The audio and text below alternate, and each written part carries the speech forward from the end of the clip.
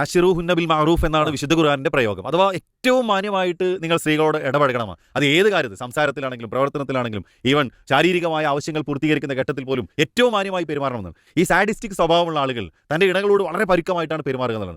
ഒരു വിവാഹമോചനത്തിന്റെ ഒരു കേസുമായി ഇടപെട്ട സമയത്ത് ഫസ്റ്റിലൊരു വിവാഹം കഴിഞ്ഞു, സ്വാഭാവികമായിട്ട് അവർ തമ്മിൽ ഇണക്കമില്ല, അതിന്റെ പേരിൽ പിരിയൻ. രണ്ടാമതും ഇദ്ദേഹം വിവാഹം കഴിഞ്ഞ് അതിലും ഒരല്പകാലം മുന്നോട്ട് പോയി തകരുകയാണ്. അപ്പോൾ എന്നോട് ബന്ധപ്പെട്ട ഒരാൾ സംസാരിച്ച സമയത്ത് ഞാൻ പറഞ്ഞു, സംതിങ് എന്തോ പ്രശ്നമുണ്ട്, നിങ്ങൾ നല്ലൊരു കൗൺസിലറെ കാണണം, എന്തെങ്കിലും പ്രയാസങ്ങൾ ഉണ്ടാവില്ല.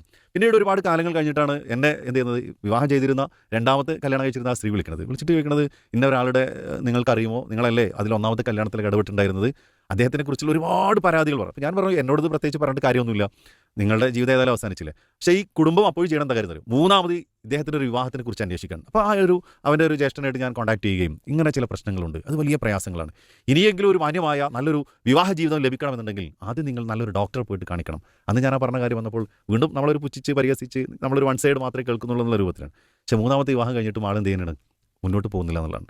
പിന്നീടാണ് നമ്മുടെ അടുത്തേക്ക് ഇവർ വരുന്നത്. അപ്പോൾ ഇങ്ങനെയുള്ള തൻ്റെ ഇണയെ ഏറ്റവും മാനസികമായി പ്രയാസപ്പെടുത്തുന്നതിൽ സന്തോഷം കണ്ടെത്തുക. അത് പലപ്പോഴും ഈ ഭർത്താവ് എന്തിനാണ്, ഞാൻ അങ്ങനെ ഒന്നും ചെയ്യുന്നില്ലല്ലോ, എനിക്ക് എൻ്റെ അടുത്ത് അങ്ങനത്തെ ദുസ്വഭാവമൊന്നുമില്ലല്ലോ എന്ന രൂപത്തിലാണ് ഇയാളും തിരിച്ച് നമ്മളോട് സംസാരിക്കുന്നത്.